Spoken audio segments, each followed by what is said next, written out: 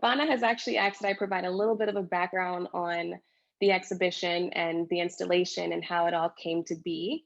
So the exhibition that's currently on view at Tefra ICA, I'm excited to share that we just announced another extension.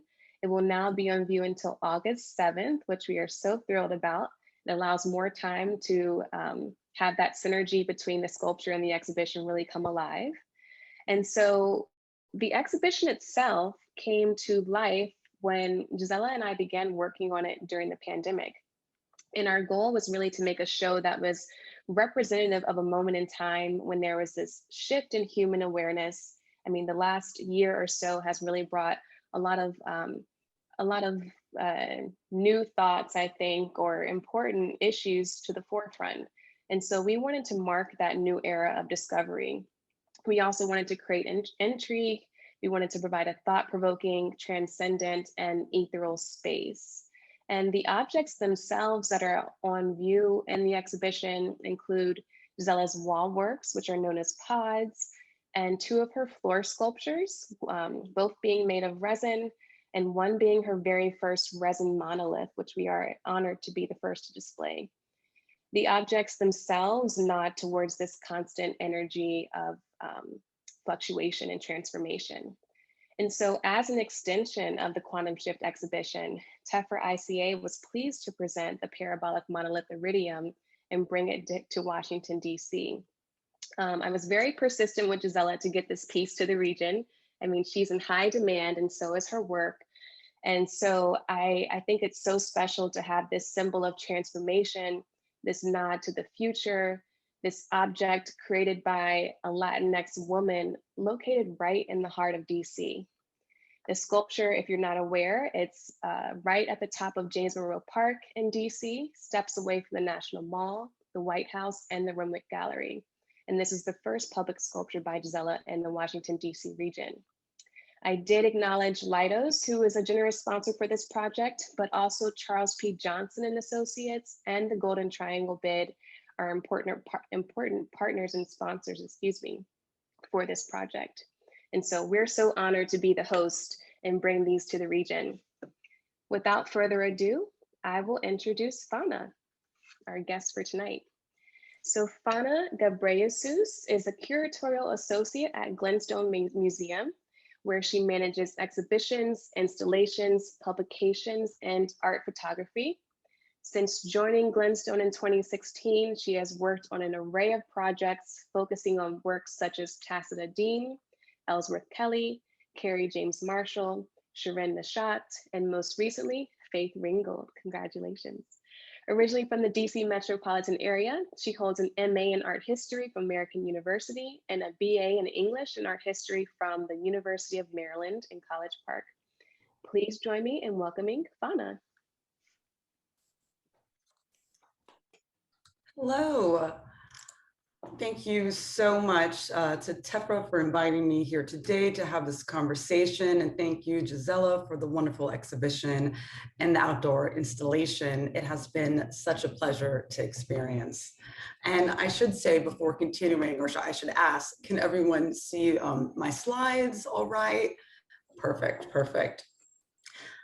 And so, I wanted to start this in my kind of entryway into this installation with one of the fabulous lines from the exhibition literature, if I may borrow Janelle, which is that quantum shift is emblematic of the dawn of a new era, symbol for hope and a moment for renewal, similar to what you were speaking to earlier. And this is really the through line that drew me into really thinking about what it means to have one of your works, Gisela, installed in a cityscape that has gone through so much trauma and pain in the past few months, really year and a half. And also the sense of hope and moments of joy. And so, here I was hesitant to show, but I think it's important to acknowledge. These are photos that I took, about a year ago, about exactly what this area has experienced, and just the kind of transportation that the exhibition and also the outdoor installation kind of took me back in time as I was simultaneously thinking about where are we headed to.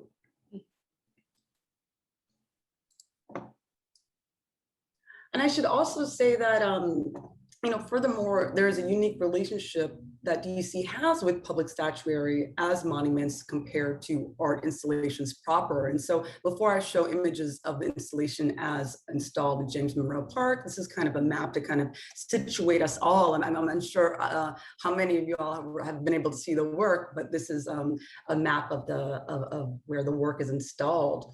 And I should say, really, as someone who grew up here in the DC area, I really can't stress that point enough, that while, acknowledging that spaces where monuments are installed are very contentious, they are, ironically enough, much like a lot of museums in the area, some of the only true public gathering spaces which upend what is otherwise a very stratified city, right? That can be very divided. So it is, there's a dichotomy there of inclusion and exclusion that in some ways speaks to, I think, some of the binaries that Gisela's works really inspire. And speaking of which, when I had the pleasure of seeing the exhibition at Tephra, my notes were full of these kind of so-called binaries, right? And I wanted to share a few of them, which are, lightness and heaviness, enclosed and released, movement and stillness, natural, industrial, floating, rooted, painting and statue, and really the list goes on. And as we kind of get into the questions, I really, extend these kind of metaphors to the installation at Monroe Park, which I see as both a, the monolith as a spaceship, as a totem, as either a futuristic monolith and a kind of monument for the future.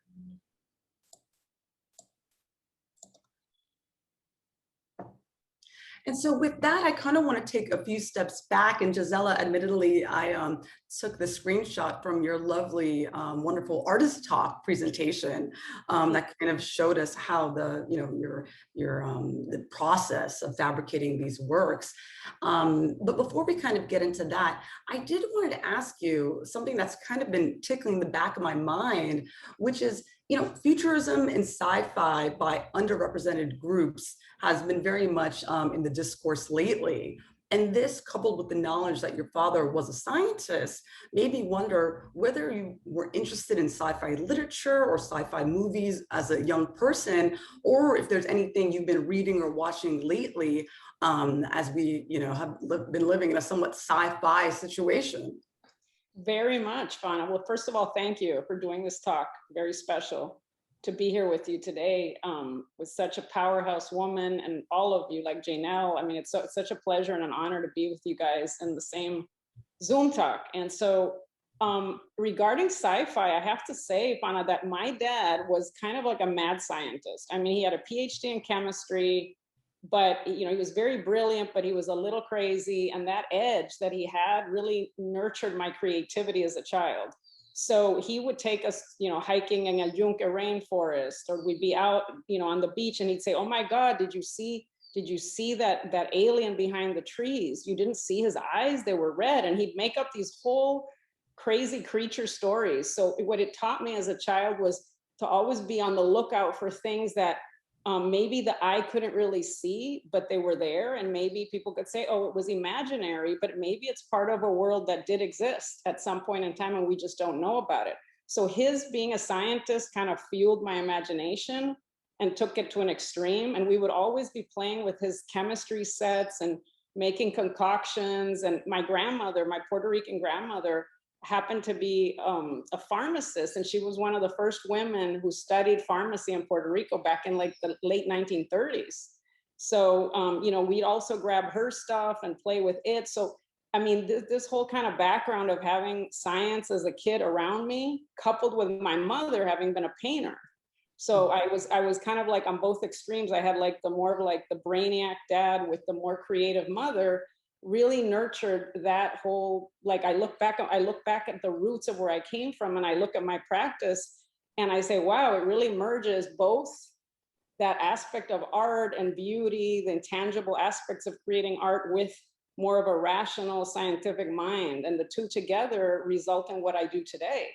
And when I was a kid, I mean, in terms of like things that I love, my God, I remember going to the very first Star Wars movie back in the late 70s. And it blew my mind that there could be this whole universe out there you know, of other galaxies and universes and creatures. So, you know, Star Wars was kind of an influential as a child, in addition to my father. And I still always keep reading about science, like all the time. Like in my last flight, I usually do it when I'm on airplanes, because for some reason, when you're way far up in the sky and you're removed from the earth, I don't know, I feel like so connected to a different dimension. So like, I remember like my last flight, I read through this entire, I don't know if you can see it, Scientific American on black holes. And it was fascinating because it's part of what I've been researching about the whole quantum universe, and what does quantum mean, and how is energy, how can a universe transcend physical matter and time? And the black holes contain the answer, because what they have is this like event horizon where when matter gets sucked into that black hole, we don't know where it goes. But in that event horizon, apparently there's these wrinkles in space-time where you can have a particle go through and end up on the other side of the universe without regard to space and time, meaning faster than the speed of light. It hasn't been proven yet, but these black holes, they say, are going to be leading us to answer a lot of these kind of space-time questions that Einstein posed. So anyway, I've been reading up on black holes, and they're fascinating. That's what I've been doing lately.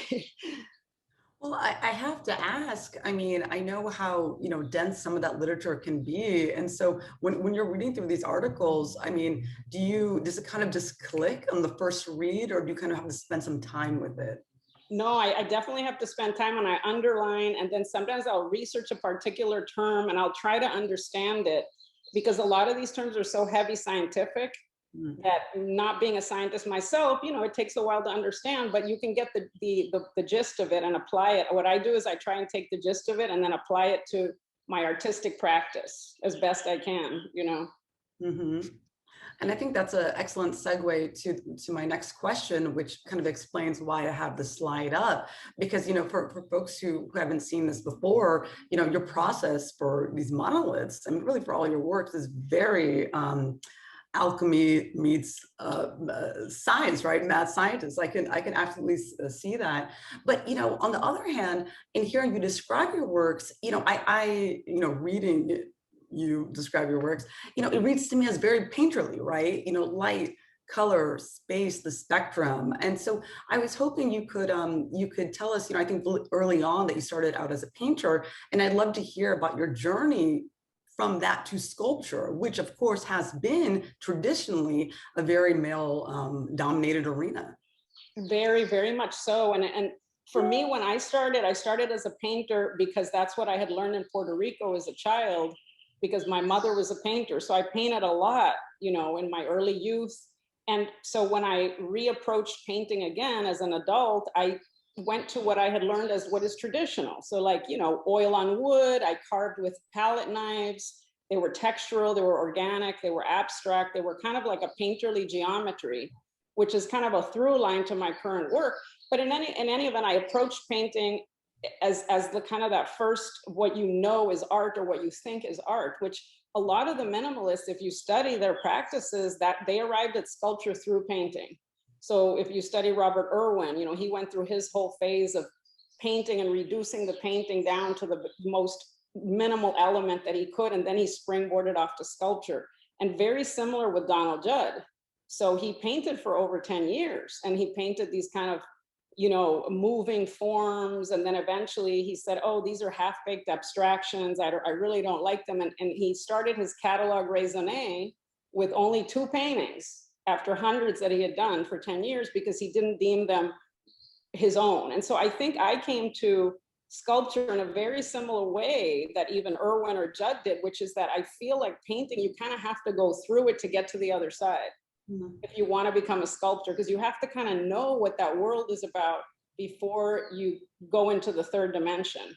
And so, but for me, it was really a challenge, because the way I kind of got into it was I met Dwayne Valentine, and I met some of the West Coast minimalists or light and space practitioners, and they, you know, Dwayne really like got me thinking like, oh my God, what if I just tried a completely different medium, and I got away from the traditional rectangular or the square format, which is a painting, And it was a conscious decision to start using these acrylic materials. And I was very aware that, yeah, Craig Kaufman had done his bubbles before me.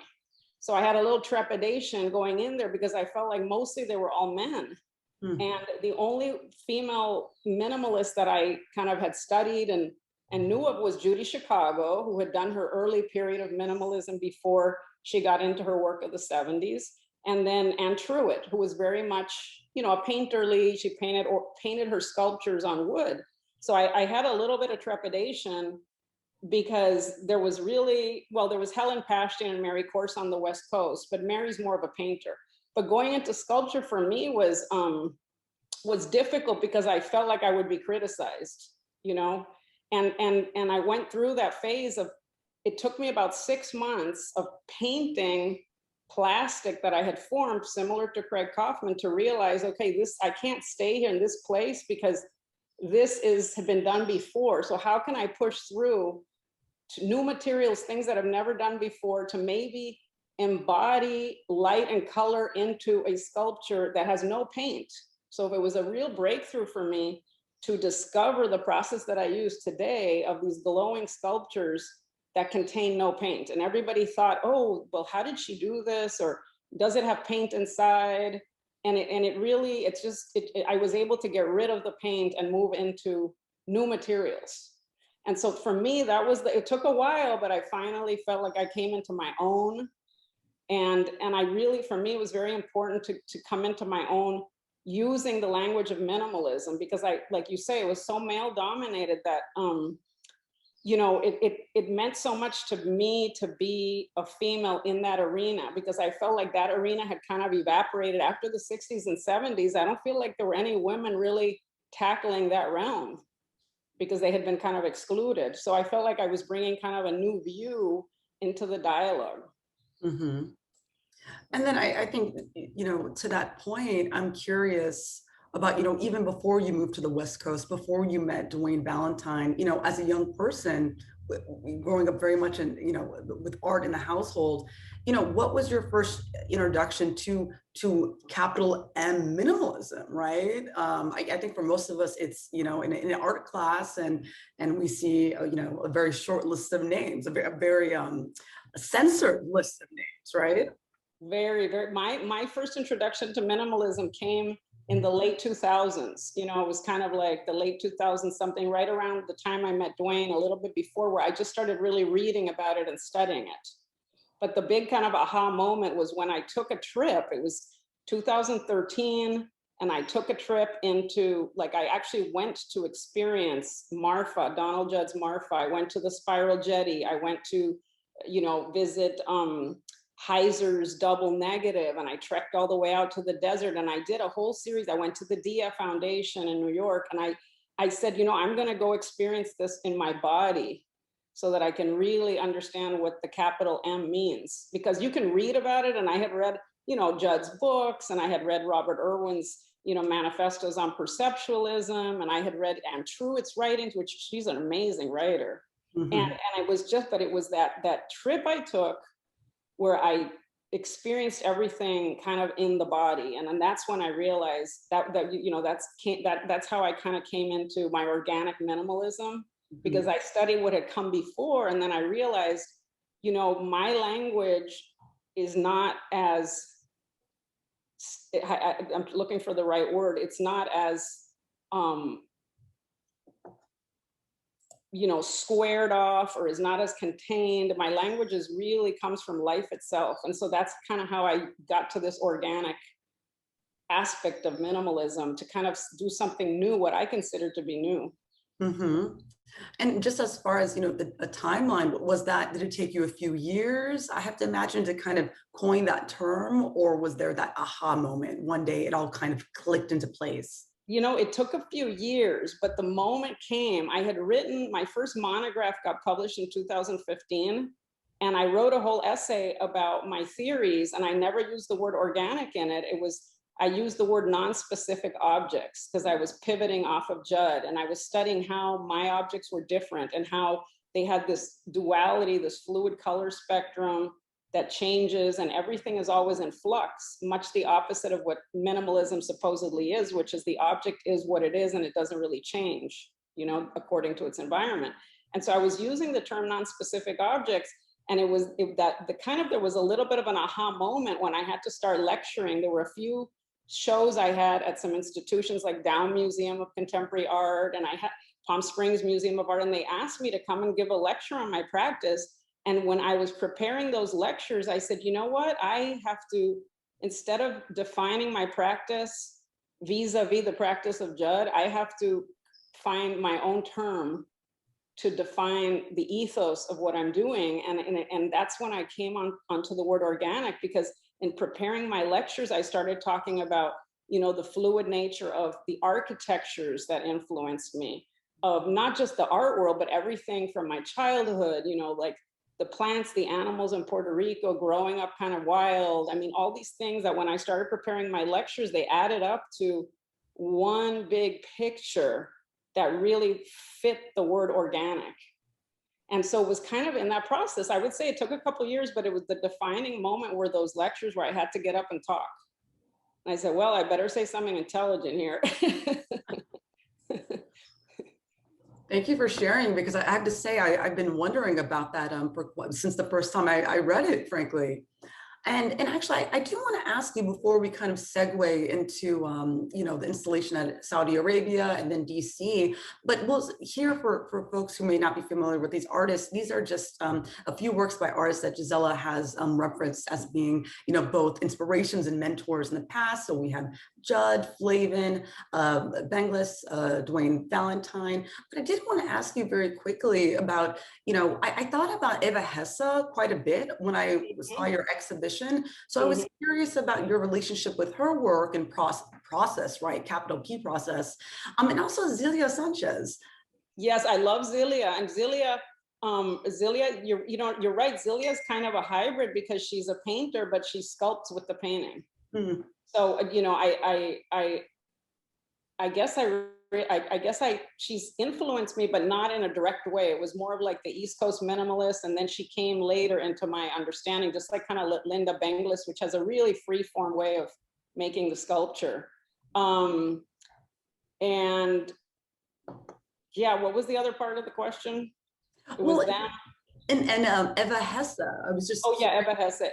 Yeah, Eva Hesse fascinates me. I've read a lot about her, but for some reason, I just didn't consider her a pure minimalist, because they had never deemed her a minimalist, because she was, you know, she had done these threads and she used this latex and it was kind of all over the place. But I always have thought that she kind of caught in that time work between minimalism and post-minimalism, because her foot, one side of her practice was on one end, and then it kind of got into like she was really friends with Saul LeWitt, and they wrote to each other so much, and they had such an amazing relationship. And I always wondered, well, they didn't place her into the minimalist category historically because her work was just so kind of handmade, maybe. I mean, maybe it boiled down to that, Fanna. Do you think it was because she did so much by hand that it wasn't industrialized? That could have been one reason.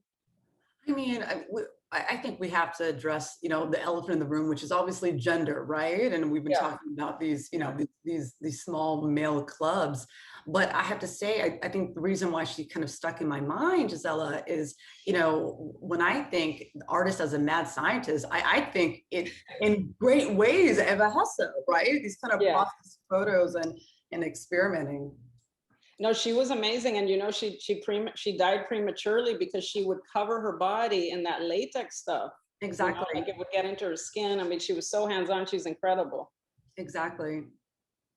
Well, and now I do want to segue to the installation in Saudi Arabia, and before we focus on the monolith downtown, but can you offer a segue to how you conceptualize the connection or the trajectory between the work installed in Saudi Arabia, which is what we're seeing here, and how you were envisioning, right, the installation in James Monroe Park, which obviously just happened?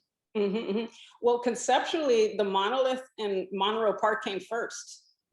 It was actually first, and it was shown at the Palm Springs Art Museum. So in terms of the scale, that was the first size, was a 15-footer of that shape. It was my first kind of parabolic monolith, which embodies the duality of having that shift in form. So when you walk around it, you know, it's wider on one side, narrower on the other. So you get that feeling of moving in space and time. So the one in Monroe Park came first, and then the Saudi Arabia one was a big bump up in scale that was created specifically for this location in the world. Because given behind you, what you see in this picture are these amazing earth monuments that were so breathtaking, and they had been carved by wind and sand over thousands of years. And you can't see it from the picture, but as you move around this area, the rocks look like sentinels. Like if you look at the top of the rocks, it looks like sentinels, almost beings looking down upon the valley, and it's very magical. And so I bumped up in scale because I knew it had to be, it was going to be juxtaposed with this amazing terrain that presented ancient, and I wanted it to really be able to read sufficiently and large in scale for the humans to be able to interact with it in the context of this background. And by the way, you see behind it there, look at the black rocks where this beautiful kind of like erosion occurred. I just love that particular place. We picked the place, the curator and I, because of the varying aspects of the terrain, the sand being this beautiful white sand, and then behind it you have this kind of black volcanic erosion, and then the rocks. I mean, the whole thing just was fantastic, the juxtaposition. But anyway, as a segue to Monroe Park, so then Monroe Park actually is really fantastic because that monolith was meant to be outdoors when it was first created, but yet it got shown at the museum inside. So I'm really excited because this is the first time it's going to be kind of where it's intended to be experienced, which is out in nature. And I'm so pleased with it being right close to the park, where you have this nature behind it. And then also you can see the buildings on the other angle. So you kind of have like different backdrops that you can experience it depending on where you're walking. So it's really great. And I'm just so, oh, wow. Did you take that picture, Fanna? I did, and I wanted to share, you know, to document kind of how, you know, I think just an unassuming pedestrian would come across this sculpture, right? And so that's why I included this kind of almost bucolic shot, because it's quite soft and unassuming when you first approach it. You don't really know what you're going to encounter, and I think the reveal is just fantastic. And so you got it at the right time of the day with the sun hitting it, because it does change a lot. And then when there's no sun, it goes into kind of a reflective, muted gray, which it reflects the trees and the people around it. And it's, you know, it's kind of that mutable object aspect to it. But I love the pictures. These are great. See, I love the view of seeing through the trees and then the buildings behind it. So you get a lot of mutability, even the construction site. Well, you know, it's funny. I actually thought that added to the kind of mystery to it all, right? Because in one angle, like you said, it's these wonderful flowers, and then you have cranes. And I mean, I talk about, you know, a perfect dichotomy, right? Right. Oh, wow. Yes. Look at that. That's fantastic. And the reflectiveness, look at how it reflects. All of a sudden it goes from refracting the light into a fluid color spectrum to reflecting your surroundings, which is part of what it's supposed to do, have that fluidity and the mutability. And I should say, Gisela, that I took these pictures maybe 1 to 2 seconds after between one another. So literally just, you know, admiring the work in the round. I mean, I was just kind of shocked how much it changed. It was quite an experience. And then I just wanted to show, again, for viewers who haven't had a chance to see it, just the details of the surface. Yeah, it really, you know, the surface is composed of these tiny jewel fragments called metajewels. And they're literally, it's almost like tiny little pieces of diamond. They're not real diamonds, but they cause the same kind of effect with the light. So when the light hits it directly, you get the fragmentation. So it's like a little prism, mini prisms that fragment. And then because there's so many of them, then you get this kind of glowing rainbow effect. It's like mini prisms. And so I'm just going to show a few angles. As I was telling Janelle, I was trying to see the work, you know, with some distance, while also trying not to get hit by cars on Pennsylvania Avenue. But it was so much fun. And I'll just share a few more because I think it's fascinating seeing it with people and with cars. It looks amazing, right, Gisela? These pictures are the first that we've seen it in that sort of sunset light. Yeah, at that time of the day, like Fanna, this was what, 3, 4 o'clock or something? It was a little after 5, actually. Oh, Yeah. okay. That's the bewitching hour, the cocktail hour. Well, and so I think this is a great segue because, you know, as I was, you know, trying to document the sculpture and really kind of take it in from all angles, I found myself a few blocks away from it. And I turned to the other side of Pennsylvania Avenue and I realized I had completely forgotten that a statue of George Washington, equestrian sculpture, is actually installed literally just a few blocks away. And so I think, you know, my imagination just kind of exploded, right? And I think that's a nice segue to my next question for you, Gisela, which is, you know, there's been so much discussed and written about the reevaluation of monuments in the public space. And in the context of Washington, D.C., I can't help but think of your monolith, as I said earlier, a monument of or for the future. And I very much enjoyed hearing you speak about the historical monoliths that evoke a sense of awe and grandeur to you. I'm thinking about the Trajan column that you referenced, for example, in one of your artist talks. And so I'm curious about your relationship to outdoor, relatively more modern monuments and how they fare or fail, in your opinion, compared to, you know, some of their ancient counterparts. Well, first of all, I mean, the word monument has become so charged, Yeah. you know, in these times. And I feel like I've been so privileged because I do consider my monoliths to be a certain kind of monument, but a monument that basically allows other identities to occupy space. Me as a woman and from Puerto Rico. I mean, I grew up in going to Old San Juan where there was a statue to Christopher Columbus with his finger up in the air. And it was like, everybody would joke around like Christopher Columbus nunca va a bajar el dedo. So his finger's never going to go down. It was a figure of authority. It was colonialism. It was all of this, you know, intense charged history of mostly white men that have always erected these monuments kind of by them for them. And so for me, it's a privilege to be able to have this in DC, literally steps from all of this, because it's a way of saying, you know, the world needs to be inclusive. We need to include all viewpoints and identities. And me as a Latinx woman, I just couldn't be happier that that my monolith could be viewed that way, that some little girl or little boy would look up and be like, wow, this is amazing. It's of the future, and make them think, you know, what is it that we're trying to accomplish as a society? You know, how can we look forward to the future and bring new ideas and just you know, look at it from a point of view of a humanistic point of view, that we're all on this planet together and we're moving into a direction that should be change and transformation and not the past. You know, how do we change the past? So I feel like my monolith is a small contribution to that moment of change. And that's what Janelle and I were kind of thinking when we were putting together the show, is how can we mark something that is the new beginnings? You know, it proposes new beginnings. And so that's where here we are.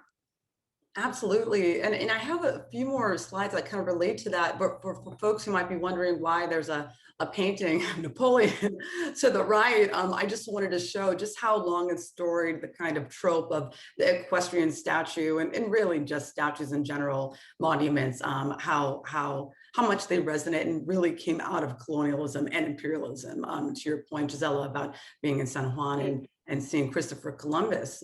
And then, you know, again, it kind of to bookend some of the images that I showed earlier on, you know, these are from the protests, again, from last year. And you'll see we have a similar, again, charged monument statue, if you will, right in front of the White House, of course. I mean, we've had, you know, the discourse has been, you know, from Richmond, right, Virginia, where artists like Hinda Wiley are trying to kind of usurp that language, to, you know, in Belgium, when they're trying to grapple with their own past. And so I'm showing it just here to to say that your comments really resonate with me, especially as someone who grew up with this cityscape, understanding very much as you're saying, who are these statues for, and the power that your work, when I see it, that it literally creates space, right, for new conversations. Absolutely.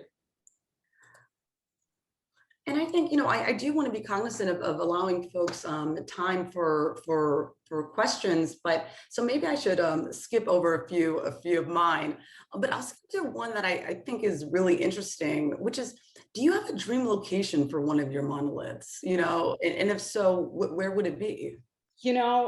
Interesting, because for a long time I thought of the pyramids before this show came to materialize in Giza. And I thought that would be incredible to have a monolith there. But instead, I created something specific that's more in dialogue. So the pyramids, but I also have other places in the world, like Antarctica. There are these colored mountains in Peru. I don't know if you've ever seen them. They're literally, it's like veins of color coming through the mountains. I mean, fields in Switzerland. There's so many beautiful geographic locations that I feel like would just interact with the work and completely change the context and the feeling. But here, the pyramids, I created this 30-foot long dome, and it's very much closer to the ground. So it's not as tall as a monolith, because I didn't want it to compete with the geometry of the pyramid being pointy. And so I thought, I'm going to do something that's a little bit more organic, and also speaks to a long heritage in Egyptian culture of the use of gold. It's a ubiquitous material which was present historically, from the beginning of time, and also the use of the elliptical form. So this dome is elliptical, it's not a perfect circle, and it traces the pathway of the stars and the planets. And the Egyptians basically were incredible astronomers, one of the first cultures to really develop a relationship where they would study the stars, and they placed the pyramids in line with certain star positions and planet positions. So this dome speaks to all of those kind of historic and cultural legacy that the Egyptians are providing to the world. And that's the kind of the backdrop of this piece. But it's also in line with my own organic geometry, but in large scale, and how it speaks to the earth. And for those in our virtual audience who are not familiar, this is an exciting new project Gisela was just announced to the public, of a work that's going to be installed, as you see, outside the Great Pyramid of Giza, which I think might be a wonderful segue. I've been saying this so many times, to what will be kind of my last question for you. Gisela, how do you see your works existing 100 years or 1,000 years from now? I'd like to think of them of something that if a distant civilization came across them, let's say we were all destroyed, and it's kind of like what we find in the pyramids. We find things that we don't really understand, but I want them to have that universal language that any being can understand, which is geometric and universal and fundamental. We as humans, we understand symbols, we understand forms, and they're very kind of primal in us. I mean, our cells, like if you see how our cells are formed, like the mitochondria in our cells, how the strands of our DNA twirl, how the planets rotate around the sun, the stars, everything speaks a universal geometry that ties us and binds us all. And life itself is kind of premised on geometries. And so I would love for, if somebody didn't know anything about it and they would stumble across these large scale pieces, that they would at least understand primally, viscerally, and fundamentally something of beauty, something that transmits life. And that would be like amazing. That's beautiful. I do again want to allow folks who may have questions to raise their digital hand as we're closely getting to 7, because if not, I will be happy to ask some more of my questions. Well, we do have one question that just came in from Caitlin Berry, one of our board members. She says, "Thank you so much, ladies, for your insights. I'm so excited to see Gisela's work in person. How important is an increasing variety of media in changing the landscape of representation in monuments, moving away from traditional bronze, etc.?" I think that may be a question for you, Gisela. Yeah, can you reread the last bit? New medias, and what was the other part of the question? How important is an increasing variety of media and changing the landscape of representation in monuments, moving away from traditional bronze, such as moving away from traditional bronze?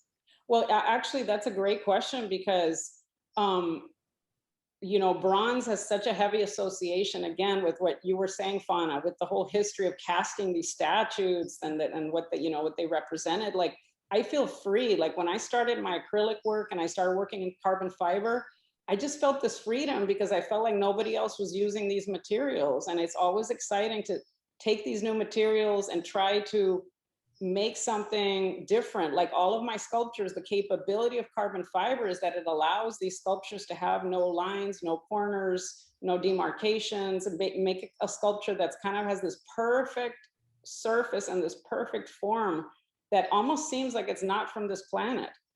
And so it gives you that feeling of like, question what's before you. So I think that definitely getting away from bronze is a good thing.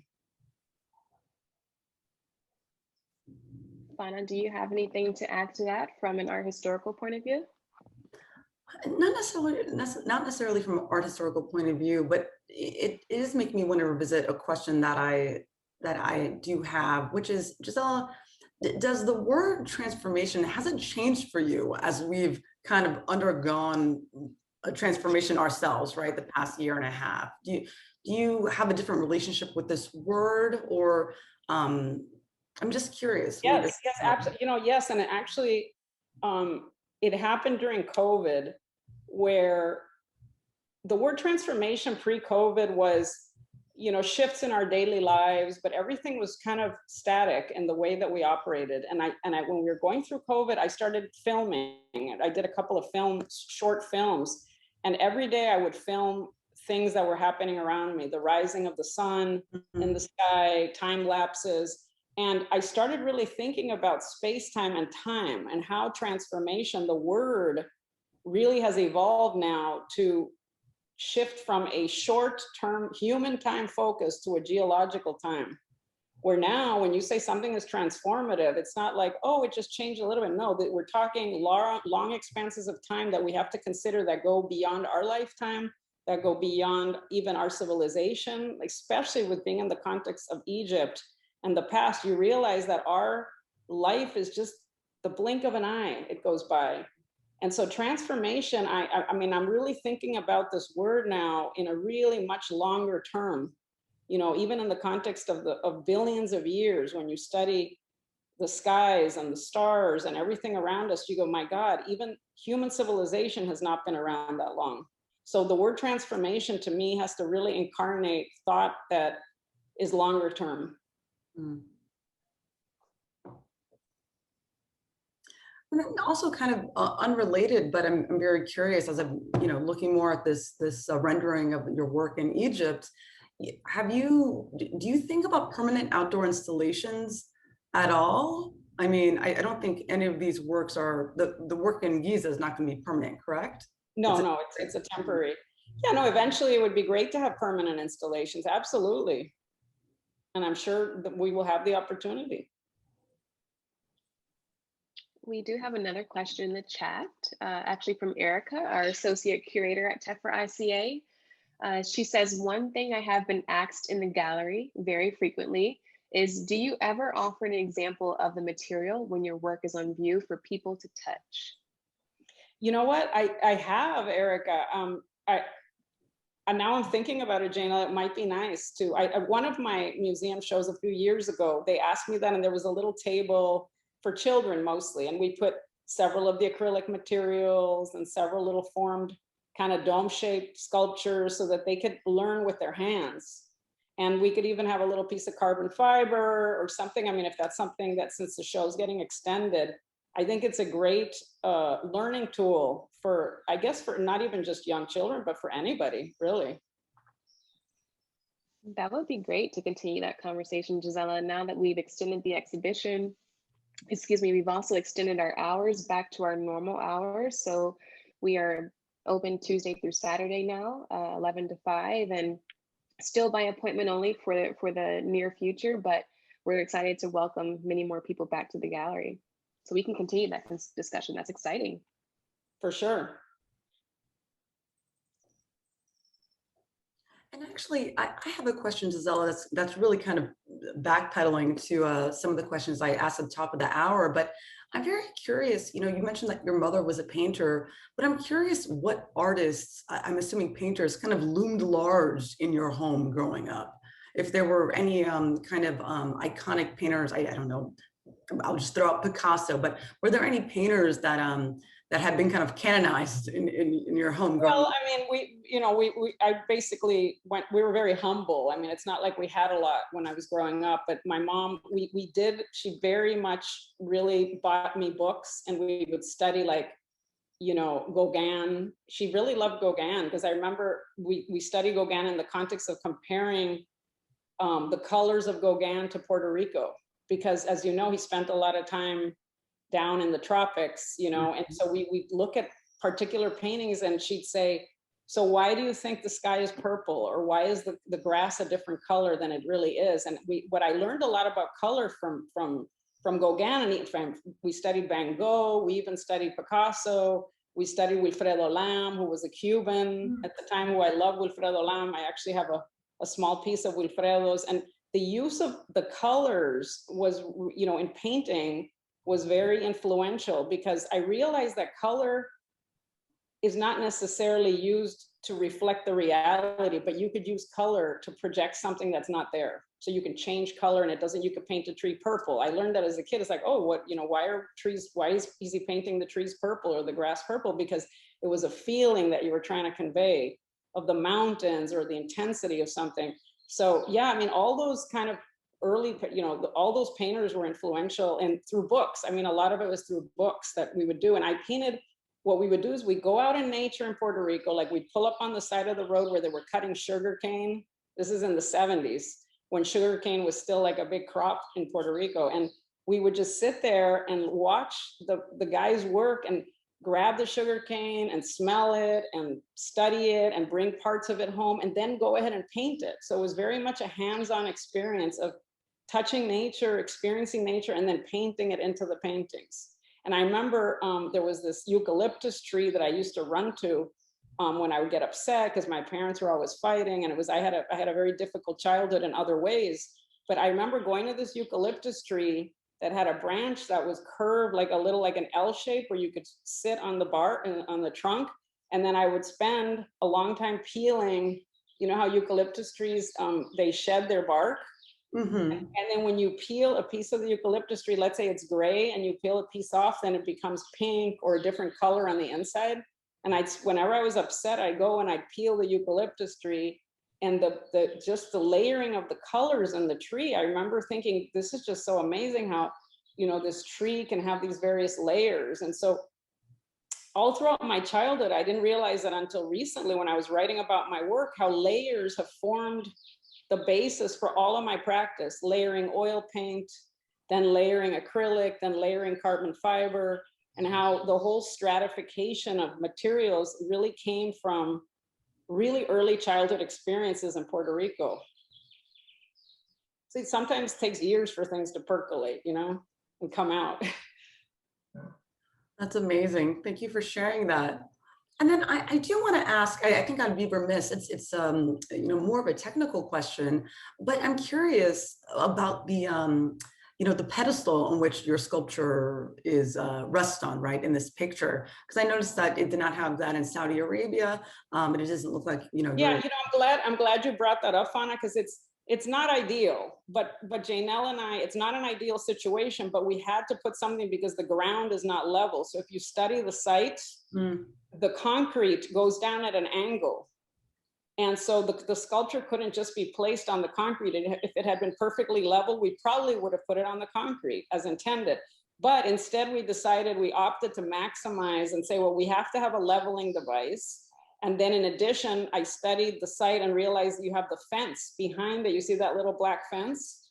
Yes. Mm-hmm. So then I thought, okay, if you're walking from far away from the other angle, maybe we should at least make the plinth tall enough so that you can see above the fence so that it's not blocked by the fence when you're coming from a different angle. So that was the rationale behind this plinth, which is not an ideal, but in a way, I think it works in the site. You know, it's just the best we could do with the site. I mean, I think it looks amazing. And by having it on the plinth, it even further kind of, reinforces that dialogue with the countless sculptures on plinths in the city, right? I mean, as if it's literally, raising your work up to the, to meet their sight line. I do see a question here in the chat from Layla, who says, did you study Gisela Sanchez's work in Puerto Rico? No, I actually learned of it here in the United States when she started becoming more known. Because as you know, she was in obscurity for a long time too. So it was like in the last, 10, 15 years or something. So I didn't know of it in Puerto Rico, you know. Thank you so much, Gisela and Fanna. I am thrilled to have been able to sit here and listen to this wonderful conversation, and I'm sure our audience agrees. We have just another minute left, and I did want to, Fanna, that slide that you took that illustrated the two phases almost of the sculpture, where it was illuminated and then where it was muted, and it showed, yes, this one. That is so dynamic, and I just hadn't seen that. And I'm wondering about, in your gallery installations, Gisela, what you think about maybe creating an immersive experience where the lighting in the gallery actually physically rotates, like, or shifts, like phases, and turns on and off very slowly. Obviously, we don't want to give people seizures, but, you know, to get sort of that mimic effect of a cloud going over the sun, and just how dynamic it is. I mean, it's so fluid. Yeah, you know, it could be a possibility at some point for an immersive installation to have the lighting be fluctuating. You know, I thought of that, but it would require the right situation where it's a really immersive, like a world that I create. Yeah, exactly. You walk into the world and all these objects are illuminated. So like, you really feel like you're going into a discrete space before you start flipping the lights on and off. You know, it would have to be something really planned for it to work. But naturally, my installations, if like a tephra, that's why I love installing work where you have natural light, because then as the sun changes throughout the day, that's what the natural world is doing around it, you know? So you don't have to artificially create it, if you will. Yeah, it's just, you know, the visitors don't necessarily get that in the same moment unless, you know, they come back from multiple visits. I think Robert has a question for us, and he's seen it multiple times. Robert, do you want to unmute? Yeah, thank you, Erica. Can you hear me okay? Yes. Yeah, thanks. I mean, first and foremost, on behalf of the board, I really wanted to thank Fanna for an amazing night. You've done an incredible job, Fanna, of teasing out for all of us new insights into Gisela and her work. So it's been a fantastic hour-long journey here with the two of you. I also wanted to comment, I guess, maybe Gisela, as I'm thinking about and seeing these incredible images for the first time, and champing at the bit to get down there and see this all in person, that I know on some level your reaction to the kind of machismo and testosterone laden power that was a part of male minimalism. But when I see these images, I see power. I mean, I see that image in Monroe Park, and there's a lot of power there. And it may be power being spoken in a different language, but it is powerful. And congratulations, it's awesome. It's female power, baby. Awesome. Awesome. Anyway, but Robert, thank you. And Fanna, my God, it's been so great. We could continue talking. There was so much more to say. I feel like an hour goes by so fast. And I really have to say that your questions were so great. They were so insightful. I was like, my God, these are brilliant questions, because they just go beyond the typical discourse about art, you know, about science, about life. And I just love that. I love having a conversation where it blends a little bit of everything, because that's just reality. So thank you, Fanna.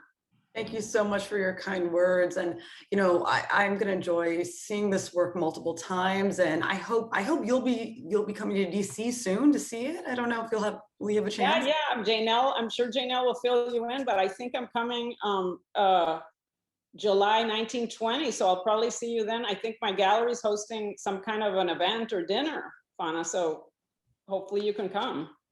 Oh, that's so exciting. And I'm so excited to see the work as, you know, we slowly start to reopen again, to see the hustle and bustle around it and seeing people interact with it.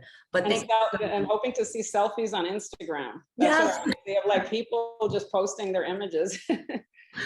Yes, please. Thank you both. And everyone, your questions have been really insightful. Patricia Nicholson says that she loves seeing the work and hearing the artist's thoughts about her evolution and the artists and her influences. Great interview and great program. We also have Jules Salves saying, so wonderful to hear you women speak. Gisela, I so appreciate hearing about your process and your memories of Puerto Rico. Thank you, Fanna. Your questions are always so insightful. We do really want to thank both of you for spending so much time with us and our audience for joining us. The exhibition is on view and will stay on view through August 7th.